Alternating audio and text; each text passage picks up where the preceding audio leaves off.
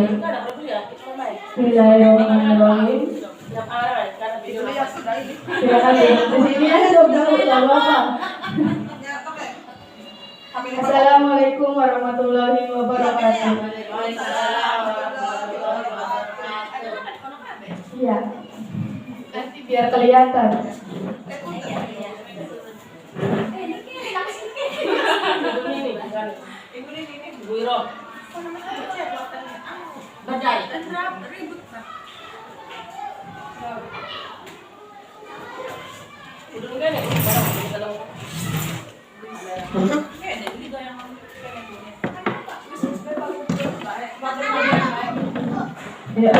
Ya, Bismillahirrahmanirrahim. Assalamualaikum warahmatullahi wabarakatuh. Waalaikumsalam warahmatullahi wabarakatuh. Perkenalkan, nama saya Lisda Maryam. Saya adalah calon guru penggerak angkatan 11 dari Kabupaten Indramayu. Saya berasal dari UPTD SDN 3 Tugu. Terima kasih untuk Bapak Ibu yang sudah hadir di acara hari ini. Kita hari ini akan sharing tentang budaya positif yang ada di sekolah. Apa sih budaya positif itu?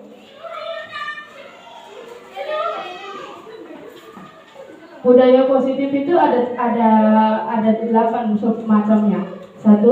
Perubahan paradigma belajar, disiplin positif, nilai-nilai kebijakan, kebutuhan dasar manusia, motivasi perilaku manusia, posisi kontrol guru, keyakinan kelas, dan segitiga restitusi.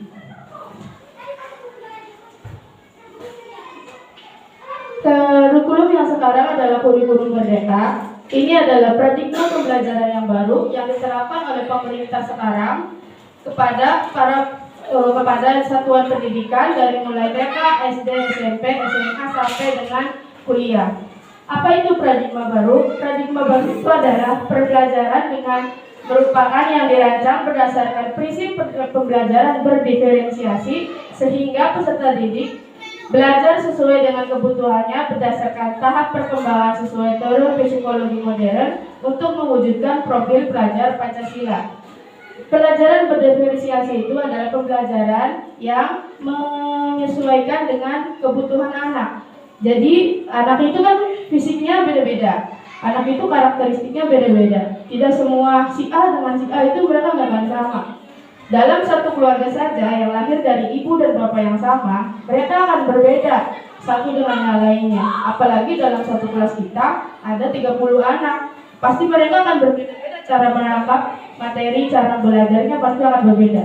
Ada yang sukanya membaca, diam, ada juga yang langsung ngomong, langsung nangkep, ada yang harus butuh latihan berkali-kali baru bisa. Itulah pembelajaran sekarang yang harus ditingkatkan, itu adalah pembelajaran berdiferensiasi. Jadi kita guru melayani muridnya bagaimana supaya si murid itu kebutuhannya bisa kita penuhi, kebutuhan dalam pendidikannya di kelas. Jadi seorang guru itu kan kalau bahasanya kita itu melayani siswa, tapi melayani bukan yang seperti pelayan pada umumnya, tapi melayani kebutuhan dari siswanya tersebut. Selanjutnya ini standar pendidikan yang ada di Indonesia saat ini. Standar pendidikannya itu dalam rangka menciptakan lingkungan yang positif, maka setiap warga sekolah dan pemangku kepentingan perlu saling mendukung, menghayati, menerapkan nilai-nilai kebijakan yang telah disepakati bersama. Untuk dapat menerapkan tujuan mulia tersebut, maka seorang pemimpin pembelajaran perlu berjiwa kepemimpinan sehingga dapat mengembangkan sekolah dengan baik agar terwujud suatu budaya sekolah yang positif sesuai dengan standar kompetensi pengolahan yang ditetapkan. Jadi setiap guru itu adalah pemimpin, bukan hanya kepala sekolah, tapi semua guru itu pemimpin di kelasnya. Dia harus bekerja sama atau berkolaborasi dengan wali murid, dengan kepala sekolah, dengan rekan lain untuk bisa membangun paradigma pendidikan yang bisa menghidupkan kelas, menjadikan kelas menjadi hal yang menyenangkan untuk siswa, hal yang selalu dirindukan untuk siswa berangkat setiap harinya.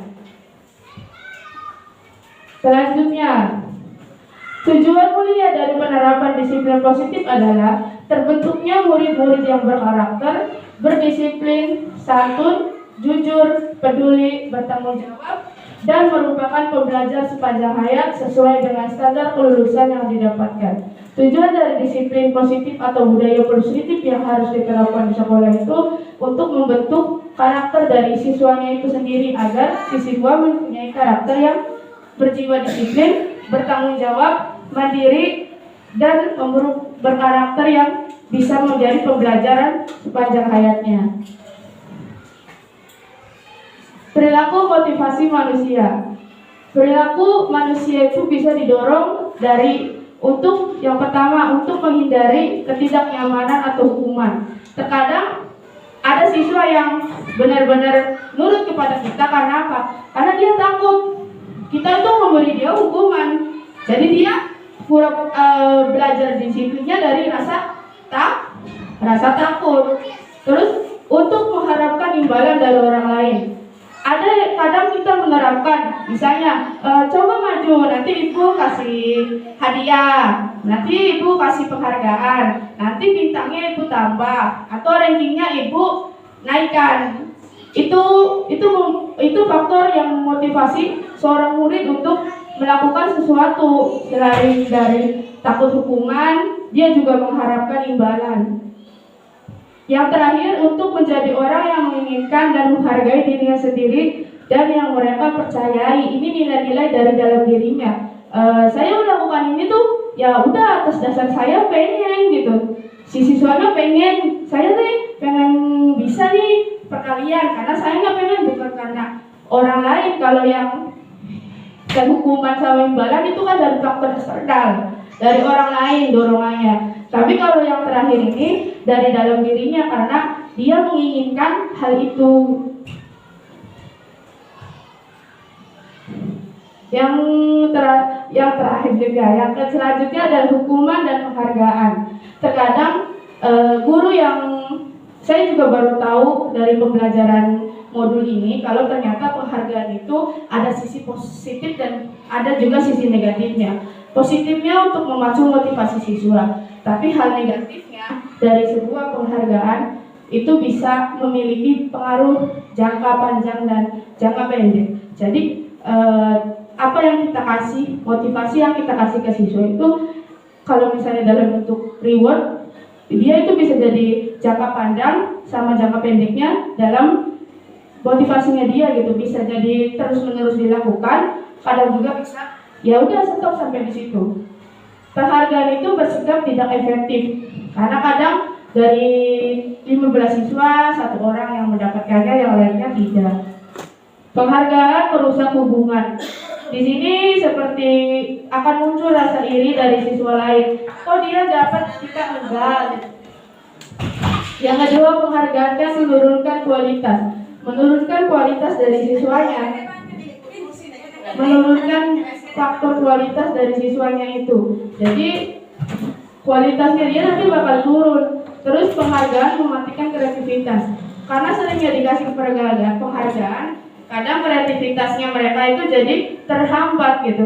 Tidak, saya tuh mau jadi juara satu gitu, saya harus ini, padahal dia bisa lebih melakukan itu gitu tanpa bantuan orang lain.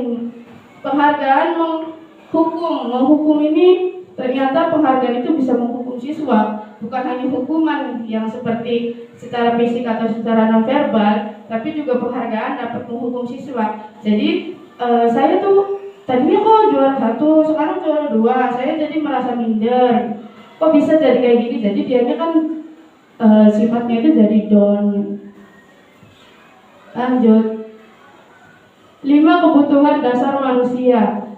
Manusia itu memiliki kebutuhan yang harus kita sebagai orang tua ataupun wali murid ataupun gurunya itu penuhi. Yang pertama, kebutuhan untuk bertahan hidup atau survive. Kebutuhan mereka untuk bertahan hidup. Seperti mereka butuh makan, mereka butuh pakaian, mereka butuh sandang pangan, dan butuh juga akan kasih sayang yang harus kita penuhi, kasih sayang dan rasa diterima, love and belonging. Ketika di luarnya mereka ya apa sih dari keluarga yang kurang menghargai mereka gitu. Datang ke sekolah, mereka ingin disayang, mereka ingin diperhatikan oleh guru-gurunya. Mereka akan melakukan sesuatu hal yang biar si guru itu perhatian gitu ke saya. Apa nih gitu? Pengen biar ibu perhatian ke saya ngelakuin apa ya gitu. Jadi itu kebutuhan mereka untuk diberi kasih sayang dan rasa diterima oleh orang lain. Terus mereka juga sering membutuhkan kebebasan atau freedom. Kebebasan dalam mengapa? Kebebasan dalam belajar. Saya tuh nggak suka belajar yang seperti ini. Saya inginnya begini gitu. Nah kita itu harus memberikan hal seperti itu kepada mereka. Jadi kebutuhan mereka ya kita yang menyediakan. Terus kebutuhan dasar akan kesenangan, kebahagiaan. Ya misalnya saya senangnya baca, ya udah gitu Bu baca aja. Kalau saya senangnya matematika, ya udah ke matematika. Tapi setiap anak kan kecerdasannya beda-beda. Jadi ya, tergantung kesenangannya kita dukung. Terus penguasaan atau power. Penguasaan itu power. Jadi dalam kekuatannya si anak ini ada di mana gitu. Kekuatannya anak-anak ini ada di apa gitu. Misalnya dia bagus nih dalam hal melukis gitu. Tapi dia kurang dalam matematika, ya kita harus bisa mengarahkan apa yang ada di dalam dirinya gitu. Posisi kontrol guru, posisi kontrol penghukum, pembuat rasa bersalah, teman, pemantau, dan manajer. Penghukum ini pemantau dan manajer. Penghukum ini biasanya guru akan bersikap seperti kok kamu jangan gitu, dan emosi, berteriak-teriak kepada peserta didik gitu. Itu biasanya namanya posisi penghukum. Itu akan mengikut hal buruknya kepada peserta didik. Mereka akan jadi tidak percaya diri. Mereka akan ngedon. Mereka takutnya bukan karena takut ini, malah mereka akan semakin menjadi-jadi kalau kita melakukan posisi kontrol penghukum. Yang kedua adalah pembuat rasa bersalah. Biasanya kalau membuat rasa bersalah itu guru ngomong, ibu kecewa sama kamu, kok kamu begini, ibu kecewa, ibu tidak suka. Itu nanti siswanya akan merasa dia akan bersalah. Ini juga kurang bagus di posisi dijalankan untuk menghukum siswa. Terus sebagai teman, misalnya, tolong ibu ya kerjakan ini, tolong dong nyapu dulu. Ini juga ada minusnya. Kadang anak-anak jadi menyepelekan kita karena mereka menganggap kita itu adalah temannya.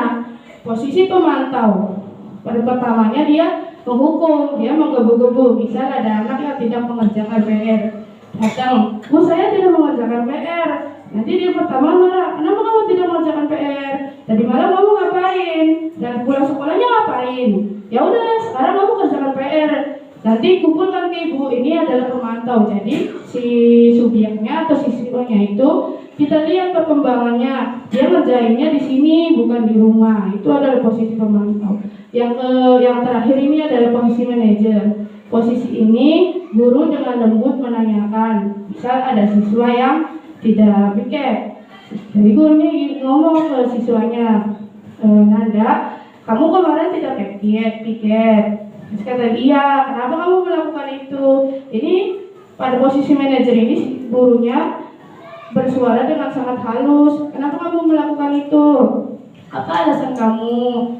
Kamu kan harusnya bekerja, jadi kita kayak memahami kesalahan siswa itu. Nah dalam posisi manajer, kita juga harus bertanya kepada siswa, sekarang kamu untuk menebus kesalahan kamu, untuk menebus kamu telah berbuat salah seperti itu, harusnya kamu ngapain? Jadi kita pas di posisi manajer ini menjelaskan, mengajarkan siswa untuk bertanggung jawab akan kesalahan yang mereka lakukan. Yang terakhir selanjutnya adalah keyakinan kelas. Keyakinan kelas itu biasanya dibuat oleh guru dan siswa. Ini bukan peraturan sekolah, bukan juga peraturan kelas, tapi peraturan yang diciptakan di sekolah itu gitu. Kayak yakin kelas bersifat abstrak daripada peraturan yang lebih rinci dan konkret. Keyakinan kelas berupa pernyataan-pernyataan universal. Yang universal itu maksudnya yang gampang dimengerti oleh siswa. Misal, kalau misalnya kita saling bekerja sama, terus saling bergotong royong, saling menyayangi. Keyakinan kelas hendaknya tidak terlalu banyak sehingga mudah diingat dan dipahami oleh semua warga kelas. Jadi keyakinan kelas itu bukan peraturan yang ada di sekolah, misalnya hari Senin pakai putih, merah, hari Rabunya pakai batik. Itu namanya peraturan dari sekolah. Kalau keyakinan kelas itu adalah kesepakatan antara siswa dengan guru untuk mengajarkan siswa cara disiplin dan bertanggung jawab terhadap dirinya sendiri. Keyakinan kelas sebaiknya sesuatu yang dapat diterapkan di lingkungan tersebut. Jadi ya untuk di kelasnya aja, misal jangan ribut, jangan bawa HP, jangan berisik, terus kerjakan jangan lupa piket. Semua warga kelas hendaknya ikut berkontribusi dalam pembuatan keyakinan kelas lewat kegiatan curang pendapat. Jadi nanti kita kumpulin semua, kita kasih stick note kepada peserta didik. Nanti peserta didik nulis apa yang pengen dia ciptakan, peraturan apa yang pengen dia ciptakan di kelasnya. Terus bersedia meninjau kembali keyakinan kelas dari waktu ke waktu. Jadi di sini guru bersifat sebagai pemantau apakah siswa itu menjalankan keyakinan kelas yang telah mereka sepakati dan mereka buat atau tidak. Segitiga restitusi dalam menangani kesalahan dan kenakalan siswa, kita itu wajib menerapkan segitiga restitusi. Yang pertama adalah menstabilkan identitas. Di sini kita bertanya, kenapa si murid melakukan hal seperti itu? Apa alasan mereka kok bisa bertengkar? Apa alasan mereka menarik baju temannya? Apa alasan mereka melakukan tidak piket, atau apa alasan mereka jahil kepada temannya? Itu namanya menstabilkan identitas. Lalu selanjutnya adalah langkah validasi tindakan. Di validasi tindakan ini kita mengarahkan siswa untuk bertanggung jawab atas apa yang telah mereka lakukan atau kesalahan apa yang telah mereka lakukan. Misal, kamu sudah menarik bajunya Lean, jadi sekarang kamu harus bagaimana kepada Lean? Misalnya nanti siswa pasti akan mengusulkan sendiri, harus minta maaf Bu. Nah, itu namanya validasi tindakan yang salah. Jadi salahnya dia adalah bertengkar dan solusinya adalah minta maaf. Jadi dalam segitiga restitusi ini kita mengajarkan siswa untuk bisa bertanggung jawab, untuk bisa menjadi anak yang mandiri, mencari solusi dari masalahnya sendiri. Yang terakhir adalah menanyakan keyakinan. Jadi seorang guru ketika dia sudah membuat keyakinan di kelasnya, tanyakan kepada siswanya, kamu ingat gak keyakinan kelas yang sudah kita buat? Apa? Misalnya saling menyayangi. Kalau misalnya saling menyayangi, kenapa kamu melakukan hal seperti itu kepada temanmu? Kan kalian harus saling menyayangi di kelas agar kelas menjadi menyenangkan dan damai untuk siswa. Yang terakhir adalah restitusi adalah proses menciptakan kondisi bagi murid untuk memperbaiki kesalahan mereka sehingga mereka bisa kembali pada kelompok mereka dengan karakter yang membuat. Ini menurut ahli dosen pada tahun 2004. Restitusi juga adalah proses kolaboratif yang mengajarkan murid untuk mencari solusi untuk masalah dan membantu murid berpikir tentang orang seperti apa yang mereka inginkan dan bagaimana mereka memperlakukan orang lain. Jadi kalau restitusi itu kita mengembalikan semuanya kepada siswa, mengajarkan siswa untuk bertanggung jawab atas kesalahan apa yang telah mereka perbuat. Nah, yang terakhir saya akan membagikan stick note. Nanti di sini berisi harapan Bapak Ibu tentang siswa Bapak Ibu nanti seperti apa ke depannya. Harapannya ditulis, misalnya mau membuat Peraturan apa ingin dibuat? Peraturan seperti apa sekolahnya?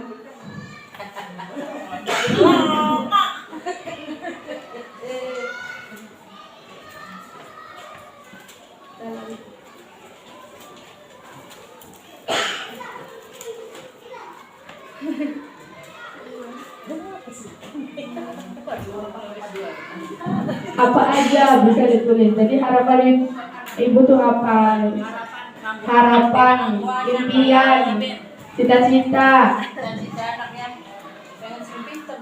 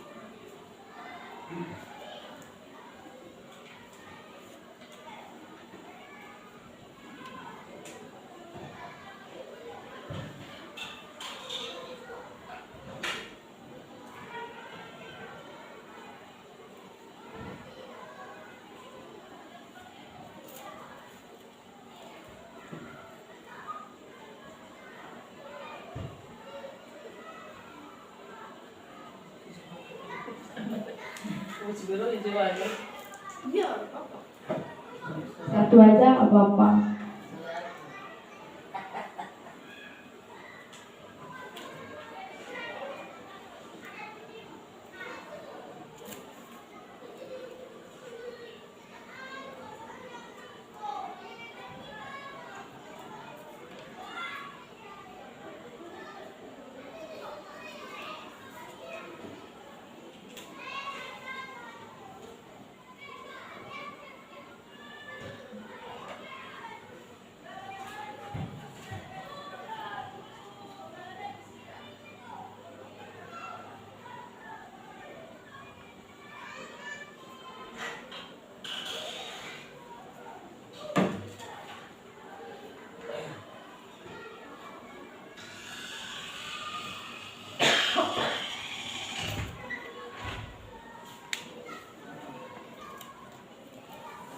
Wes, cakap bu nyelang ustaz bu nyelang.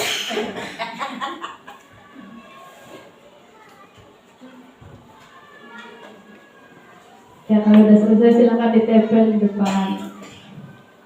Tempel itu bulinya, ditempel.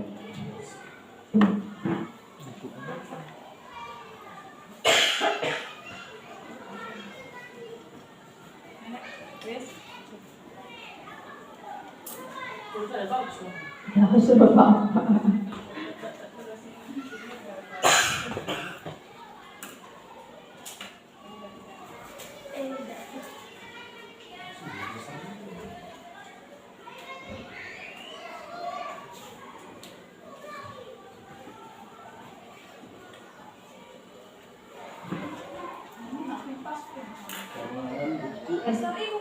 Kadang udah nempel.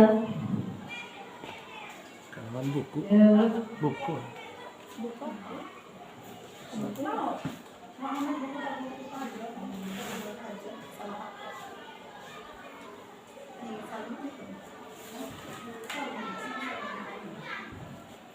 Pak.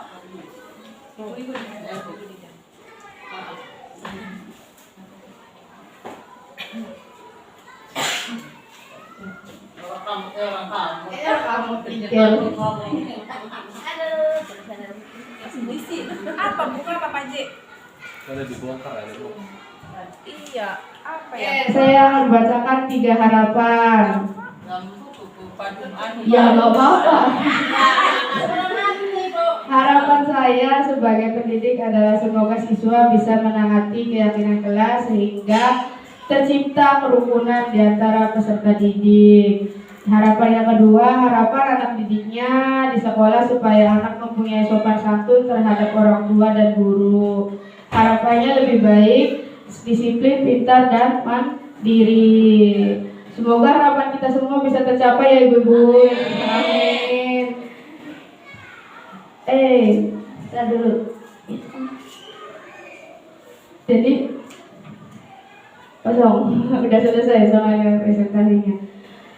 Jadi keyakinan kelas itu, harapan atau keyakinan sekolah itu adalah hal yang mendorong kita untuk melaksanakan sesuatu yang lebih baik. Baik, saya akan menutup presentasi hari ini.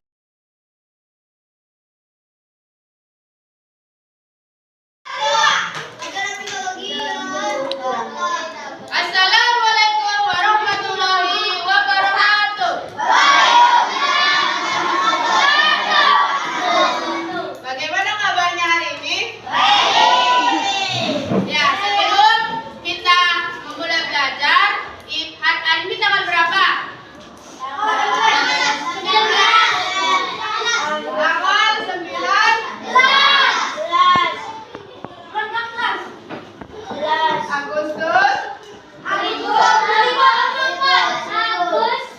Agustus 2024.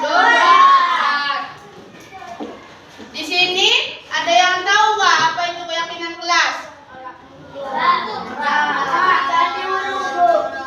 Keyakinan kelas, misalnya sebelum belajar kita berdoa.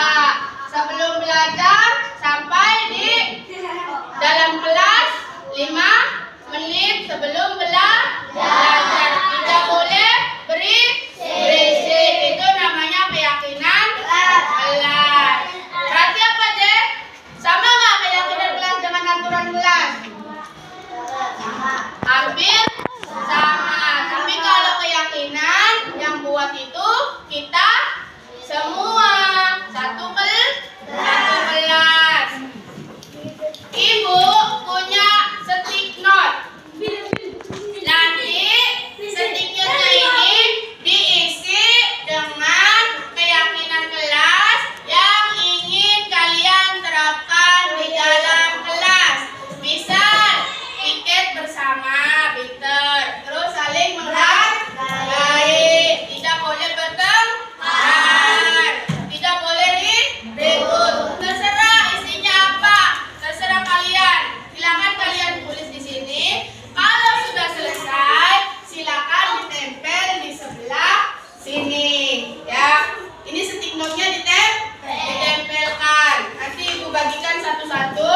Nanti setelah dibagikan diisi di mejanya masing-masing. Kalau sudah diisi, nanti ditempel di papan tulis.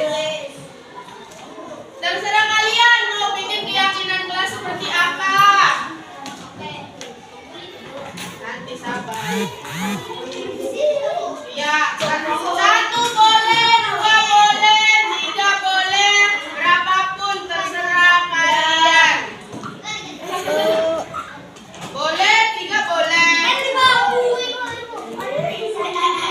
Boleh, saling menyayangi, terserah kalian hasilnya apa.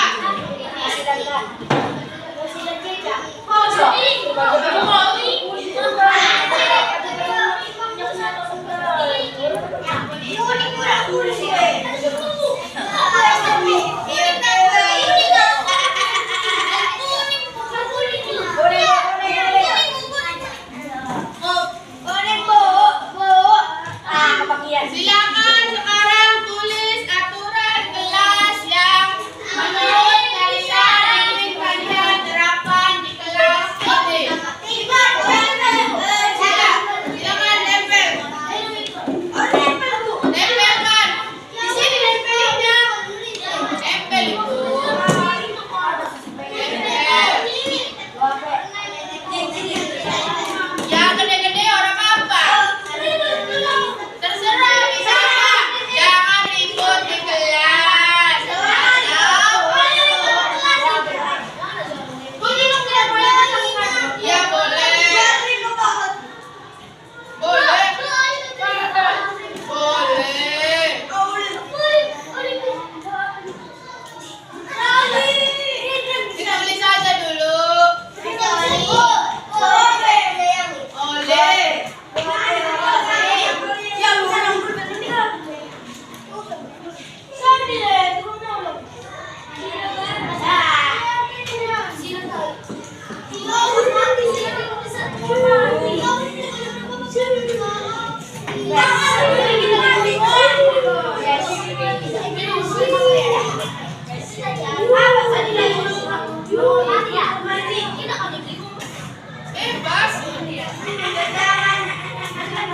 boleh. Tempelkan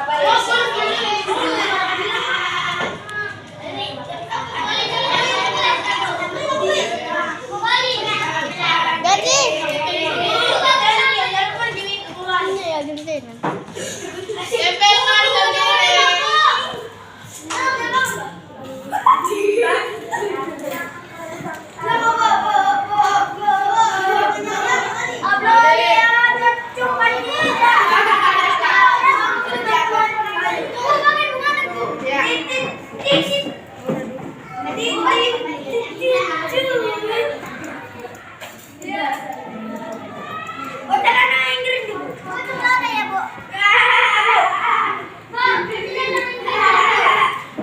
Sama-sama semuanya di situ.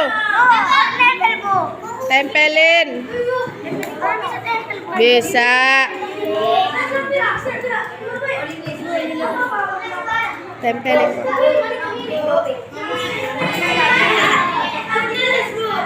Ya ditempelkan.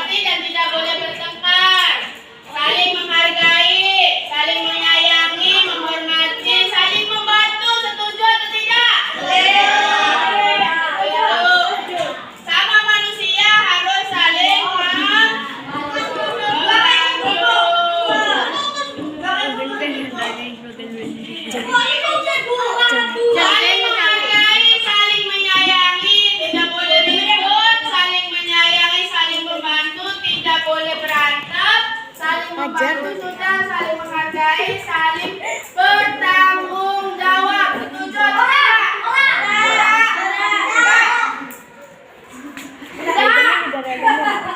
Bawa hati kelas, setuju atau tidak?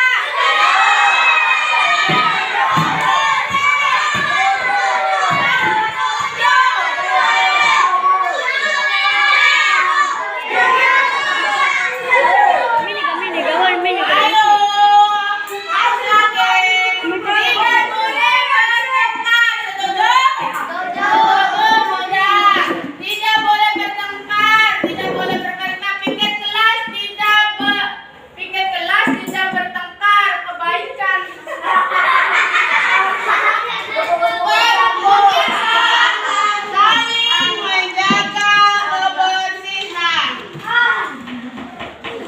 Saling menjaga kebersihan. Piket tidak boleh bertengkar, piket bersama, nggak boleh ribut, bawa HP, nggak boleh itu mah. Laksanakan piket kelas bersama sudah menjadi. Nah, jadi kita sudah menyepakati keyakinan kelas kita ada enam. Yang pertama apa? Tidak boleh bertengkar. Yang keduanya tidak boleh makan sebelah. Yang ketiga, yang keempat, yang kelima, yang keenam, saling menjaga kebersihan. Nah, itu semua adalah keyakinan kelas yang kelas 5 telah buat, maka harus dilaksanakan, harus dilakukan. Tepuk tangan untuk kita semua.